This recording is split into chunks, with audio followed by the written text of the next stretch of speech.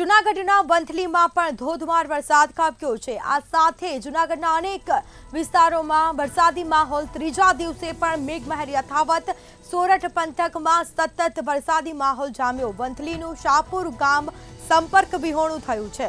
કાળવા નદીમાં ઘોડાપુર આવતા રસ્તો બંધ થયો। ગ્રામજનો જીવના જોખમે પસાર થઈ રહ્યા છે। ટ્રેક્ટરનો સહારો લઈ અને પુલ પરથી અવરજવર કરી રહ્યા છે। સોરઠ પંથકમાં સતત મેઘમહેર યથાવત જોવા મળી રહી છે। તો વંથલીનું શાહપુર ગામ સંપર્ક વિહોણું થયું છે। કાળવા નદીમાં ઘોડાપુર આવતા રસ્તો બંધ થયો। ગ્રામ્યજનો જીવના જોખમે રસ્તો પસાર કરી રહ્યા છે। આ સીધા દ્રશ્યો મંતવ્ય ન્યૂઝની સ્ક્રીન પર જૂનાગઢમાં જળબંબાકાર જેવી પરિસ્થિતિ જોવા મળી છે। સોરઠ પંથકમાં સતત મેઘમહેર યથાવત જોવા મળી છે। વંથલીનું શાહપુર ગામ સંપર્ક વિહોણું થયું છે।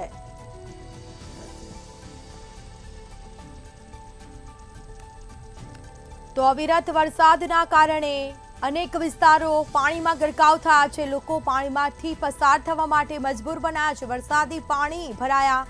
ઘૂંટણસમાં પાણી ભરાતા વૃદ્ધ સહિત નાના બાળકો પણ પરેશાન થયા છે। તો આ સીધા દ્રશ્યો લોકો પુલ પરથી જીવના જોખમે અવરજવર કરતા નજરે પડી રહ્યા છે। તો ગામ સંપર્ક વિહોણું થયું છે। સોરઠ પંથકમાં સતત મેઘમહેર યથાવત જોવા મળી છે।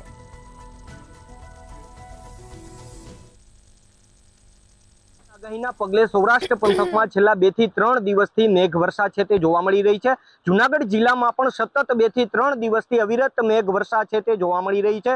જેને લઈ વંથલી પંથકની ઓજત ઉબેણ કાળવો મધુવંતી સહિતની નદીઓમાં ઘોડાપુર આવ્યું છે અને શાહપુર નજીકથી પસાર થઈ રહેલ કાળવો છે ત્યાં હાલ ઘોડાપુર આવ્યું છે। જેને લઈ રોડ પર જે કાળવા નદીનું પાણી છે તે ફરી વળ્યું છે અને શાહપુર ગામ છે તે હાલ સંપર્ક વિહોણું બન્યું છે અને લોકો છે પોતાના જીવના જોખમે રોડ પરથી પસાર થઈ રહ્યા છે। હાર્દિક વાણિયા, મંતવ્ય ન્યૂઝ, વંથલી।